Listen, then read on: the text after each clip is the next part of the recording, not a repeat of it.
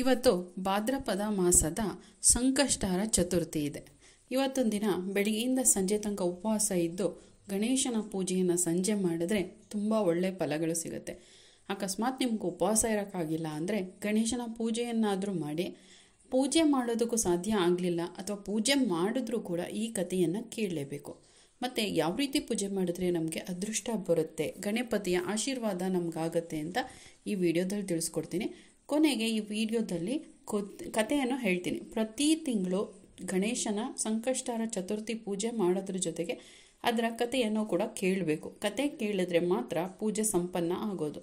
ನೀವು ಪೂಜೆಯನ್ನು ಉಪವಾಸ ಇದ್ದು ನಮಗೆ ಮಾಡೋಕ್ಕಾಗಲಿಲ್ಲ ಅಂದ್ಕೊಂಡ್ರು ಗಣಪತಿಯನ್ನು ಕೇಳಿಕೊಂಡು, ಗಣಪತಿ ನನಗೆ ಇಂಥದ್ದು ನಂಗೆ ಒಳ್ಳೇದು ಮಾಡು, ನನಗೆ ಉಪವಾಸ ಇರೋದಕ್ಕಾಗಲ್ಲ ಆದರೆ ನೀನು ಪೂಜೆ ಮಾಡ್ತೀನಿ ಅಂತ ಹೇಳಿಬಿಟ್ಟು ಈ ಕಥೆಯನ್ನು ಕೇಳಿದ್ರೂ ಕೂಡ ಅದರ ಪೂರ್ಣ ಫಲ ನಿಮಗೆ ಆಗುತ್ತೆ. ಇನ್ನು ಸಂಕಷ್ಟರ ಚತುರ್ಥಿ ಮಾಡೋರು ಬೆಳಗ್ಗೆನೇ ಬೇಗ ಎದ್ದು ಮನೆಯೆಲ್ಲ ಕ್ಲೀನ್ ಮಾಡಿ ಕಸ ಗುಡಿಸಿ ಎಲ್ಲ ಕೆಲಸಗಳನ್ನ ಮುಗಿಸಿ ಸ್ನಾನ ಮಾಡಿ ಬೆಳಗ್ಗೆನೇ ಪೂಜೆ ಮಾಡಬೇಕು.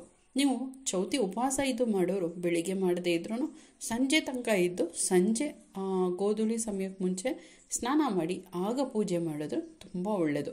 ಬೆಳಿಗ್ಗೆ ಪೂಜೆ ಮಾಡಿದ್ರೂ ಕೂಡ ಇದು ಸಂಜೆ ಪೂಜೆಗೆ ತುಂಬ ಪ್ರಧಾನವಾಗಿರೋದು. ನೀವು ಬೆಳಿಗ್ಗೆ ಪೂಜೆ ಮಾಡಿ ಸಂಜೆ ಪೂಜೆ ಮಾಡಲಿಲ್ಲ ಅಂದರೆ ಅದರ ಫಲ ಸಿಗಲ್ಲ. ಹಾಗಾಗಿ ಗಣಪತಿಗೆ ಇವತ್ತಿನ ಸಂಜೆ ಪೂಜೆ ತುಂಬ ಮುಖ್ಯ.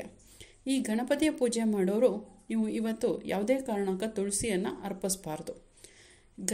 ಗಣಗಲೆ, ಗರಿಕೆ, ತುಂಬೆ ಮೊದಲಾದ ಹೂಗಳನ್ನ ಅರ್ಚಿಸಿದ್ರೆ ತುಂಬ ಒಳ್ಳೆಯದು. ಅದರಲ್ಲೂ ಕೆಂಪು ದಾಸವಾಳ ಅರ್ಪಿಸೋದು ತುಂಬ ಒಳ್ಳೆಯದು. ಮತ್ತು ಗರಿಕೆಯನ್ನು ಅರ್ಪಿಸೋದು ಕೂಡ ತುಂಬ ಒಳ್ಳೆಯದು. ನೀವು ಏನಾದರೂ ಆಗಬೇಕು ಅಂದ್ಕೊಂಡಿದ್ರೆ 21 ಗರಿಕೆಯನ್ನು ತಗೊಂಡು 5 ಎಕ್ಕದ ಹೂವನ್ನು ತಗೊಂಡು ಹಾಕ್ಬಿಟ್ಟು ಪ್ರಾರ್ಥಿಸ್ಕೊಂಡ್ರೆ ತುಂಬ ಒಳ್ಳೆಯದಾಗುತ್ತೆ. ನಮ್ಮ ಜೀವನದಲ್ಲಿರೋ ವಿಘ್ನಗಳನ್ನ ವಿಘ್ನೇಶ್ವರ ನಿವಾರಿಸ್ತಾನೆ ಅಂತ ಹೇಳ್ತಾರೆ. ಈ ಚೌತಿ ಪೂಜೆ ಮಾಡಬೇಕಾದ್ರೆ ನಾವು ವಿಘ್ನೇಶ್ವರನ ವಿಗ್ರಹಗಳಿದ್ದರೆ ಅದಕ್ಕೆ ಪೂಜೆ ಮಾಡ್ಬೋದು. ನಮ್ಮ ಮನೆಯಲ್ಲಿ ವಿಗ್ರಹಗಳಿಲ್ಲ ಅಥವಾ ವಿಗ್ರಹಗಳಿರೋದು ನಮ್ಮದು ಬೆಳ್ಳಿ ಆ ಥರದ್ದೇನು ವಿಗ್ರಹಗಳಿಲ್ಲ ಅಂತಂದಾಗ ನಾವೇನು ಮಾಡಬೇಕಾಗತ್ತೆ, ಒಂದು ಸ್ವಲ್ಪ ತೊಪ್ಪೆಯನ್ನು ತಗೊಂಡು ಅದಕ್ಕೆ 21 ಗರಿಕೆಯನ್ನು ಹಾಕಿ ಅದನ್ನೇ ಗಣಪತಿ ಅಂತ ಪೂಜೆ ಮಾಡಬೇಕು. ಇದು ಮೊದಲೆಲ್ಲ ಅದೇ ರೀತಿ ಪೂಜೆ ಮಾಡ್ತಿದ್ದೆ. ಎಲ್ಲರ ಮನೆಗಳಲ್ಲೂ ಅಭಿಷೇಕ ಎಲ್ಲ ಮಾಡಲ್ಲ.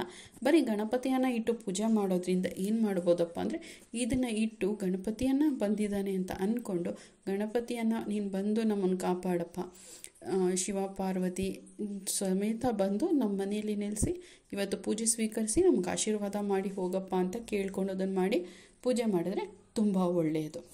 ಇವತ್ತಿನ ಪೂಜೆಗೆ ಏನಾದರೂ ನೀವು ಪ್ರಸಾದ ಇಡುವರಾದರೆ ಕಡುಬು, ಎಳ್ಳಿನ ಸಿಹಿ ತಿಂಡಿ, ಪಾಯಸ, ವಡೆ, ಒಬ್ಬಿಟ್ಟು, ಕಜ್ಜಾಯ ಈ ಥರದನ್ನ ಇಡ್ಬೋದು. ಈ ಥರದನ್ನ ಇಟ್ಟು ಪೂಜೆ ಮಾಡೋದ್ರಿಂದ ನಮಗೆ ಫಲ ದೊರೆಯುತ್ತೆ. ನಿಮಗೆ ಈ ಥರ ತಿಂಡಿ ಮಾಡೋಕ್ಕಾಗಲಿಲ್ಲ ಅಂದರೆ ಬಾಳೆಹಣ್ಣು ಅಥವಾ ದ್ರಾಕ್ಷಿ, ಬಾದಾಮಿ ಆ ಥರ ಏನಾದರೂ ಇಟ್ಟು ಪೂಜೆ ಮಾಡಬೇಕಾಗತ್ತೆ. ಸ್ವಲ್ಪ ಹಾಲು, ಸಕ್ಕರೆ ಹಾಕಿ ಅದನ್ನು ಕೂಡ ಇಟ್ಟು ಪೂಜೆ ಮಾಡ್ಬೋದು. ಈ ರೀತಿ ಇಟ್ಟು ಪೂಜೆ ಮಾಡೋದ್ರಿಂದ ನಮಗೆ ಗಣೇಶ ಒಲಿತಾನೆ ಅನ್ನೋ ನಂಬಿಕೆ ಇದೆ. ಗಣಪತಿಯನ್ನು ಪೂಜೆ ಮಾಡೋರು ಪ್ರತಿಯೊಂದು ತಿಂಗಳಲ್ಲೂ ಒಂದೊಂದು ಪೀಠದಲ್ಲಿ ಒಂದೊಂದು ಹೆಸರಿನಲ್ಲಿ ಪೂಜೆ ಮಾಡಬೇಕಾಗತ್ತೆ. ಅದು ಯಾವ ಥರನಪ್ಪ ಅಂದರೆ ಚೈತ್ರ ಮಾಸದಲ್ಲಿ ವಿನಾಯಕ ಪೀಠ, ವೈಶಾಖ ಮಾಸದಲ್ಲಿ ಶ್ರೀಚಕ್ರ ಪೀಠ, ಜ್ಯೇಷ್ಠ ಮಾಸದಲ್ಲಿ ಶಿವಪೀಠ, ಆಷಾಢ ಮಾಸದಲ್ಲಿ ವಿಷ್ಣು ಪೀಠ, ಶ್ರಾವಣ ಮಾಸದಲ್ಲಿ ಸಾಮಾನ್ಯ ಪೀಠ, ಭಾದ್ರಪದ ಮಾಸದಲ್ಲಿ ವಿಘ್ನರಾಜ ಪೀಠ. ಈ ರೀತಿ ಒಂದೊಂದು ರೀತಿಯ ಪೀಠಗಳು ಅಂದರೆ ಆಹ್ವಾನಗಳನ್ನ ಮಾಡಿ ವಿಘ್ನೇಶ್ವರನ ವಿಘ್ನರಾಜ ಮಹಾಗಣಪತಿ ಅಂತ ಕರೆದು ನಾವು ವಿಘ್ನೇಶ್ವರನ ಪೀಠದಲ್ಲಿ ಇಟ್ಟು ನಾವು ಪೂಜೆ ಮಾಡಬೇಕಾಗತ್ತೆ. ಈ ಪೂಜೆ ಮಾಡೋದ್ರ ಜೊತೆಗೆ ಈ ಕಥೆಯನ್ನು ಕೇಳಲೇಬೇಕು. ಈ ಕಥೆಯನ್ನು ಕೇಳಿದ್ರೆ ಮಾತ್ರ ನೀವು ಏನೇ ಪೂಜೆ ಮಾಡಿದ್ರೂ ಅದು ಸಂಪನ್ನ.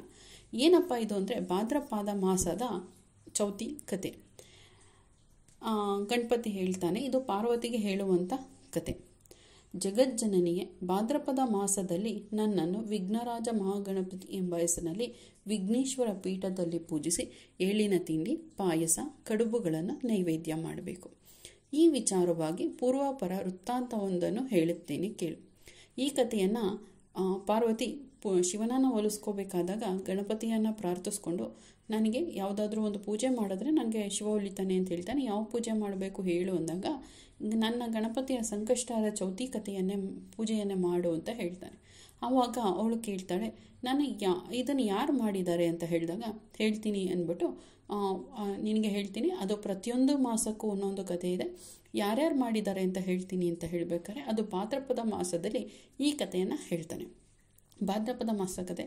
ದ್ವಾಪರ ಯುಗದಲ್ಲಿ ನಳ ಮಹಾರಾಜನೆಂಬ ಚಕ್ರವರ್ತಿಯು ಜೂಜಾಟದಲ್ಲಿ ತನ್ನ ಸರ್ವಸ್ವವನ್ನು ಕಳೆದುಕೊಂಡನು. ಇವನ ಅಜಾಗ್ರತೆಯಿಂದ ಇಡೀ ದೇಶವೇ ಹಾಳಾಗಿ ಪತ್ನಿ ಪುತ್ರರೊಂದಿಗೆ ಅರಣ್ಯವನ್ನು ಸೇರಿದನು. ದುರಾದೃಷ್ಟವಶಾತ್ ಅನ್ನೋ ಹಾಗೆ ನಳನ ಕುಟುಂಬವು ಚೆಲ್ಲಾಪಿಲ್ಲಿಯಾಗಿ ಹೋಯಿತು. ಎಲ್ಲರೂ ಬೇರೆ ಬೇರೆಯಾದರು. ನಾನಾ ವಿಧವಾದ ಕಷ್ಟಗಳನ್ನು ಅನುಭವಿಸಲು ಶುರು ಮಾಡಿದರು. ನಳನ ಪತ್ನಿ ದಮಯಂತಿಯು ತನ್ನ ಪತಿ ಮತ್ತು ಪುತ್ರರಿಂದ ದೂರ ಹೊಂದಿದ ಕಾರಣ ತುಂಬ ದುಃಖಗಳನ್ನು ಅನುಭವಿಸಬೇಕಾಯಿತು. ನಳನು ಬೇರೆ ರಾಜ್ಯದಲ್ಲಿ ಆಳಾಗಿ ದುಡಿಯಬೇಕಾಯಿತು. ಅವನು ಸ್ವತಃ ರಾಜನಾಗಿದ್ದ. ಅವನು ಜೂಜಾಡಿ ಬೇರೆ ರಾಜ್ಯಕ್ಕೆ ಹೋಗಿ ಆಳಾಗಿ ವೇಷ ಮರೆಸ್ಕೊಂಡು ಆಳಾಗಿ ದುಡಿಯಲು ಶುರು ಮಾಡಿದ. ಹೀಗಿರಲು ದಮಯಂತಿಯು ಶುಭಂಗ ಮಹರ್ಷಿಯ ಸನ್ನಿಧಿಯಲ್ಲಿ ಸೇರಿ ತನ್ನ ಪರಿಸ್ಥಿತಿಯನ್ನು ಹೇಳಿಕೊಂಡಳು. ಇದಕ್ಕೆ ಕಾರಣ ಏನು ಅಂತ ನನಗೆ ಗೊತ್ತಿಲ್ಲ, ಆದರೆ ಇದಕ್ಕೆ ಏನಾದರೂ ಪರಿಹಾರ ಇದ್ದರೆ, ಯಾವುದಾದ್ರೂ ಪೂಜೆ ಏನಾದರೂ ಮಾಡಬೇಕು ಅಂದರೆ ಹೇಳಿ, ನನ್ನ ಕಷ್ಟಗಳನ್ನ ನೀಗಿಸೋ ಯಾವುದಾದ್ರೂ ವೃತ ಇದ್ದರೆ ಹೇಳಿ, ನಾನು ಮಾಡ್ತೀನಿ ಅಂತ ಋಷಿಯನ್ನು ಕೇಳ್ಕೊತಾರೆ.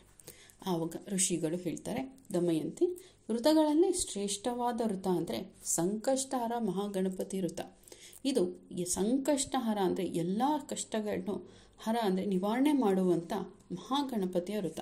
ಈ ಪೂಜೆಯನ್ನು ಮಾಡು, ನಿನ್ನ ಜೀವನದಲ್ಲಿರುವ ತೊಂದರೆಗಳೆಲ್ಲೂ ಪರಿಹಾರ ಆಗುತ್ತೆ ಅಂತ ಹೇಳ್ಬಿಟ್ಟು ಹೇಳ್ತಾರೆ. ಈ ಪೂಜೆ ಹೇಗೆ ಮಾಡೋದು ಅಂತ ಕೇಳಿದಾಗ ಈ ಪೂಜೆಯ ವಿಧಾನಗಳನ್ನೆಲ್ಲ ಅವರು ದಮಯಂತಿಗೆ ತಿಳಿಸ್ಕೊಡ್ತಾರೆ. ಆವಾಗ ದಮಯಂತಿಯು ಋಷಿಯಿಂದ ಕೇಳಿದ ಈ ಪೂಜೆಯನ್ನು ಮಾಡೋಕ್ಕೆ ಶುರು ಮಾಡ್ತಾಳೆ. ಮಾಡೋಕ್ಕೆ ಶುರು ಮಾಡಿದ 7 ತಿಂಗಳೊಳಗಡೆ ಪ್ರತಿ ತಿಂಗಳು ಮಾಡ್ತಾ ಬರ್ತಾಳೆ. 7 ತಿಂಗಳ ಆಗೋಷ್ಟರಲ್ಲಿ ಅವಳ ಪತಿ ಮಗ ರಾಜ್ಯವನ್ನು ಮತ್ತೆ ಪಡೆದು ಸಂತೋಷದಿಂದ ಎಲ್ಲ ಜೊತೆ ಸೇರ್ತಾರೆ. ಇದು ಶ್ರೀಕೃಷ್ಣ ಯುಧಿರ ಸಂವಾದದ ಸಂಕಷ್ಟಹರ ವಿಘ್ನರಾಜ ಮಹಾಗಣಪತಿಯ ಭಾದ್ರಪದ ಮಾಸದ ಕತೆ.